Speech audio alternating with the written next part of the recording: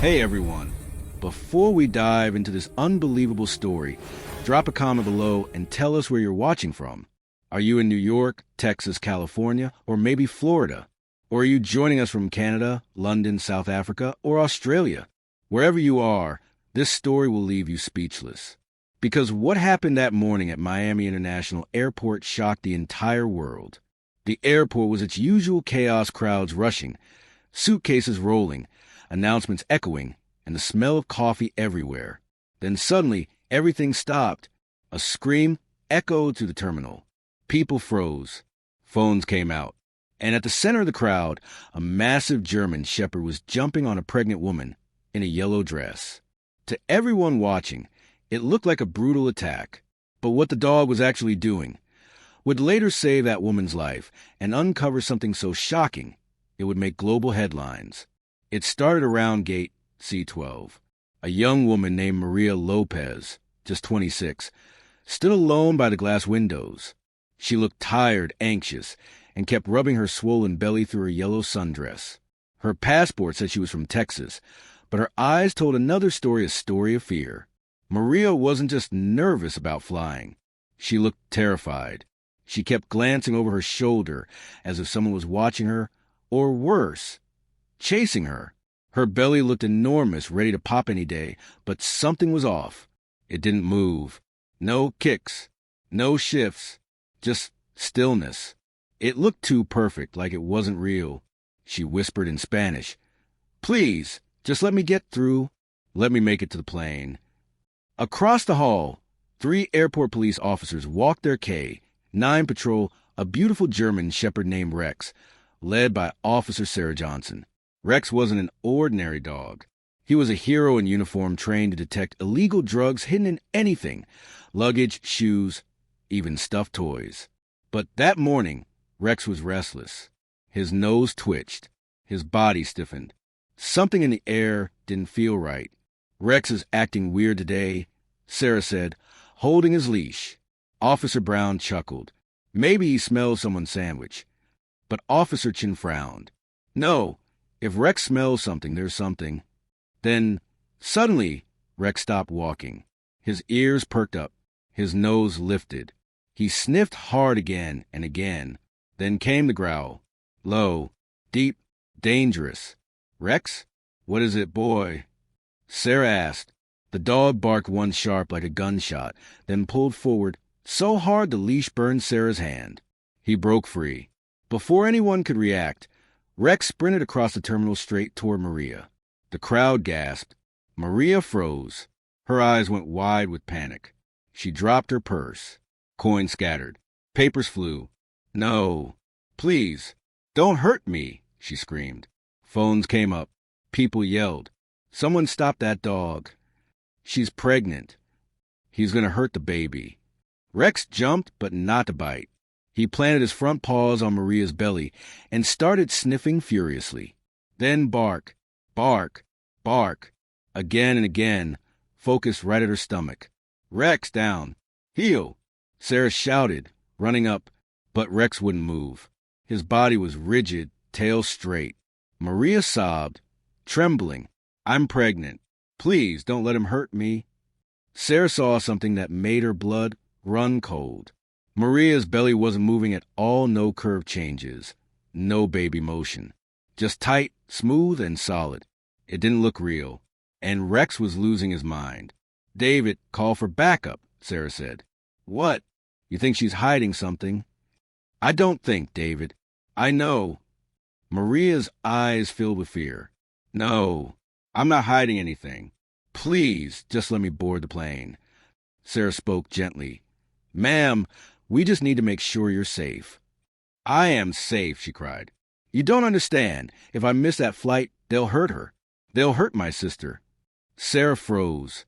Who will? But Maria went silent. Her lips trembled. Tears fell. Sarah softened her voice. "We can help you, Maria, but you need to come with us." Maria finally nodded. Her legs wobbled as the officers guided her toward the security room. Rex followed, never taking his eyes off her stomach. His nose twitched like radar. He wasn't wrong. He never was. Inside the private room, Maria sat trembling in the chair. Rex sat across from her, staring. Officer Johnson crouched beside him. "Easy, boy." Rex whined low and anxious. Then Maria whispered the words that would change everything. "They told me it was safe, but it's not. It's killing me." The room went silent. Sarah leaned forward. "Maria, what's under your dress?" Maria's hands shook as she touched her belly. "I didn't know at first," she sobbed. "They said it was medicine, that I was helping sick people. I just had to wear it on the plane to New York. That's all." Sarah frowned. "Who told you that?" Maria shook her head, terrified. "I can't say their names. They'll find my sister. She's only 11. She has cancer. She needs surgery. They said if I helped them, they'd pay for it." Sarah felt her chest tighten. "They gave you that fake belly?" "Yes. They said it was filled with medicine packets."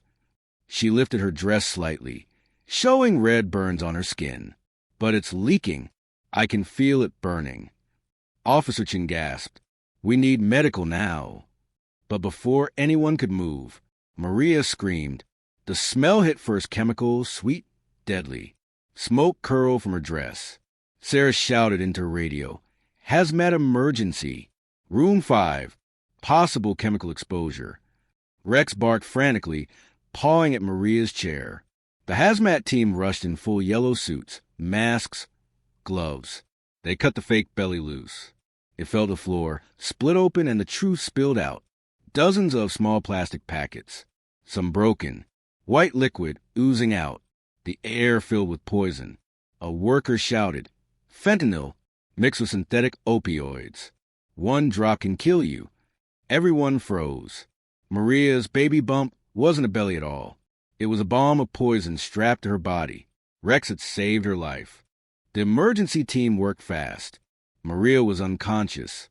The chemicals leaking from the fake belly had burned her skin and nearly shut down her breathing. Officer Sarah Johnson stood outside the glass window of the hazmat room, heart pounding. She couldn't stop thinking about what Maria had said. "They'll hurt my sister. She's only 11. Sarah had seen smugglers before. She'd seen greed, fear, desperation. But this, a woman risking her life for a sick child, it hit differently. Inside the room, a medic shouted, "She's stable. We got her." Sarah exhaled. "Thank God." Then another officer entered, holding a small plastic evidence bag. Inside it, a SIM card, pulled from the seams of the fake belly. "Ma'am," he said, "you're going to want to see what's on this." 2 hours later, inside the Miami Police Forensics Lab, Officer Johnson and Detective Ray Parker watched as the tech played a series of voice messages from the SIM card.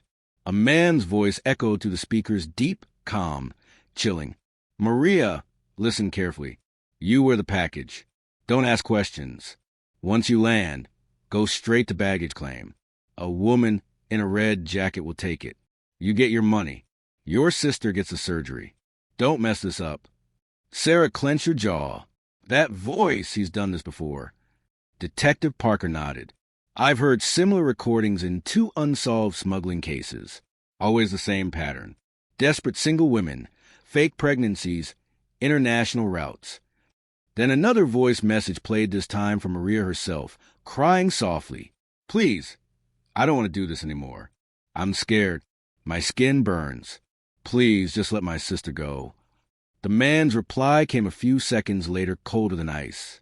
"You back out and she dies. Choose." Sarah's stomach turned. "This isn't smuggling anymore," she whispered. "It's human slavery." Later that evening, Maria woke up in a hospital bed, weak but alive. Her skin was bandaged.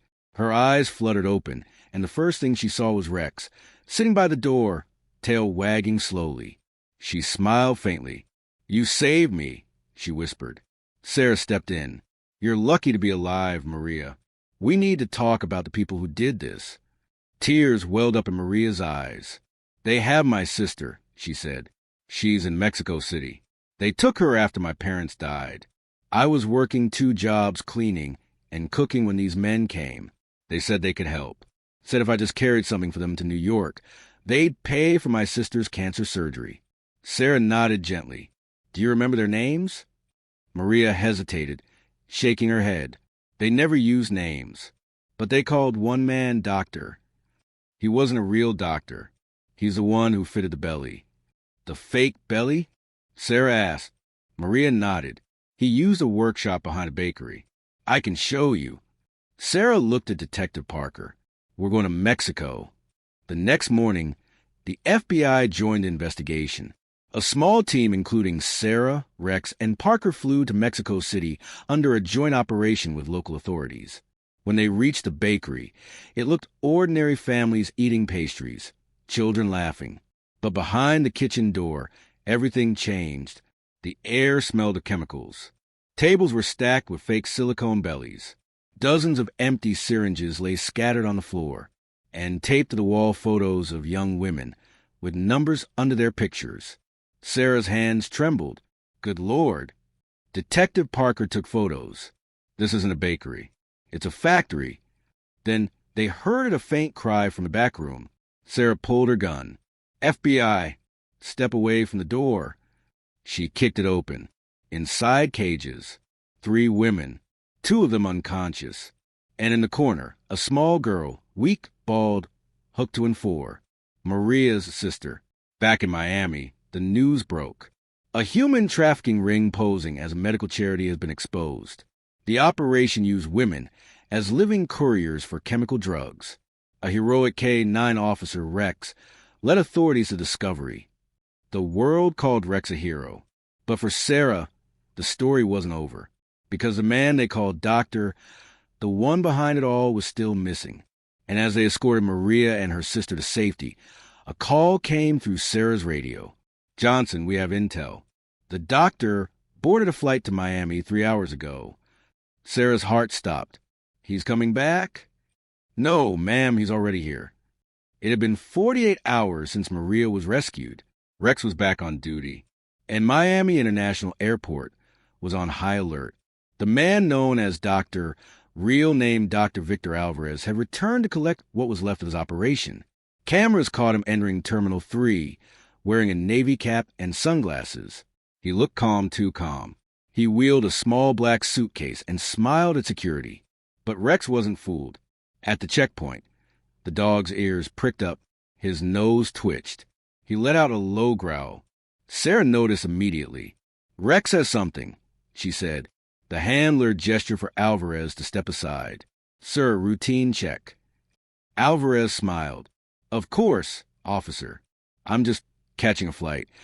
But as the officers opened his suitcase, Rex barked sharply, then lunged toward Alvarez's jacket pocket. That's when everything exploded, not literally, but in chaos. Alvarez shoved an officer, grabbed a vial from his coat, and ran. Sarah shouted, he's armed. Don't let him reach the crowd. The chase tore through the airport. People screamed and ducked behind seats. Rex sprinted ahead, faster than anyone. His paws thundered across the tile floor. He leapt, knocking Alvarez down near the glass exit doors. The vial rolled away, spilling liquid across the floor. Alvarez reached for it, but Rex was already on top of him, teeth bared, growling inches from his throat. Don't move. Sarah yelled, gun drawn. Alvarez froze. The liquid hissed as it hit the floor, melting plastic. One drop landed on Rex's paw. He whimpered, but didn't move. He held Alvarez down until the team cuffed him. 3 days later, in court, Maria sat in the audience holding her sister's hand. Rex lay at Sarah's feet, his paw bandaged. The prosecutor listed Alvarez as crimes trafficking, drug manufacturing, medical fraud, and attempted murder. When the verdict came guilty on all counts, Maria burst into tears. She knelt beside Rex, whispering, Thank you. You saved my life and hers. Rex licked her hand gently. Weeks later, at an award ceremony, Rex received the National Hero Service Medal. The crowd erupted in applause as Sarah placed the medal around his neck. Reporters asked her, what made Rex different from other dogs? Sarah smiled. He doesn't just smell danger, he feels it. He trusted his instincts when no one else did. That's what makes him a hero. As the sun set over Miami, Maria and her sister began their new life, safe and free. And somewhere in the crowd, Rex looked up at the sky. tail wagging. No fame, no words, just pride. Because deep down, heroes don't always wear uniforms. Sometimes they walk on four paws. If you believe Rex deserves a movie of his own, type Rex the Legend Paw Prints in the comments. And don't forget to subscribe for more emotional, real-life stories that remind us courage doesn't always roar. Sometimes it barks.